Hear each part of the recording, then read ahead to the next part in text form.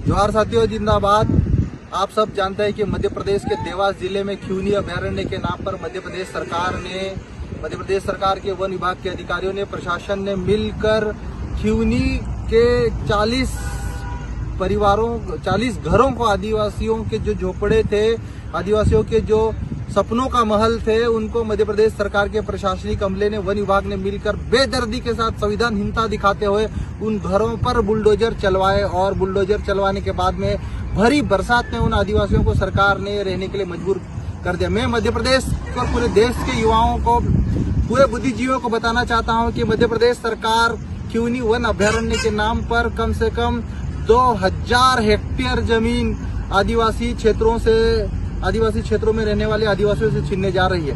केंद्र सरकार ने इसको पूर्व में ही ऑलरेडी इस पूरे क्षेत्र को इको सेंसिटिव जोन घोषित कर चुकी है और इस इको सेंसिटिव जोन के नाम पर लगभग 134 वर्ग किलोमीटर के एरिया में, जिसमें खातेगांव, देवास, कन्नौज, इच्छावर, सीहोर और आष्टा वन परिक्षेत्र के कई हजार हेक्टेयर जमीन लेने जा रही है। और इन पूरे वन परिक्षेत्र में सारे के सारे लगभग 99% आदिवासी ग्रामीण इलाका निवास करता है और इन आदिवासियों को बड़े पैमाने पर इको सेंसिटिव जोन के नाम पर मध्य प्रदेश की भारतीय जनता पार्टी सरकार स्थापित करने जा रही है। खिवनी वन अभयारण्य में खिवनी में जो आदिवासियों को हटाया गया, सिर्फ एक शुरुआत है मेरे भाइयों। अगर आप नहीं जागे, नहीं चेते, तो बड़े पैमाने पर आदिवासी गांवों को विस्थापित किया जाएगा। और ये बड़ा परियोजना सिर्फ और सिर्फ मध्य प्रदेश की सरकार और केंद्र की मोदी सरकार जंगली जानवरों, जिसमें सियार, लोमड़ी, लकड़भागा, जंगली सुअर, इन सब को पालने के नाम पर आदिवासी गांवों को हटाने जा रही है। कौन सा न्याय है? मैं आप सभी देशवासियों से और युवाओं से अनुरोध करता हूं कि 29 जून को जयस का ऐतिहासिक महापंचायत होने जा रहा है, जिसमें मध्य प्रदेश के साथ साथ गुजरात, महाराष्ट्र, छत्तीसगढ़ के कई आदिवासी युवा हजारों की संख्या में पहुंच रहे हैं। और सरकार की इस आदिवासी गांव के खत्म करने विरोधी सोच के खिलाफ हम जन आंदोलन करने जा रहे हैं, महापंचायत करने जा रहे हैं। और इस महापंचायत में हम आप सब शामिल हो, क्योंकि ये लड़ाई मेरी व्यक्तिगत हीरालाल अलावा की नहीं है, यह लड़ाई जयस की नहीं है, यह लड़ाई पूरे आदिवासियों के अस्तित्व, अस्मिता और उसके स्वाभिमान सम्मान की लड़ाई है।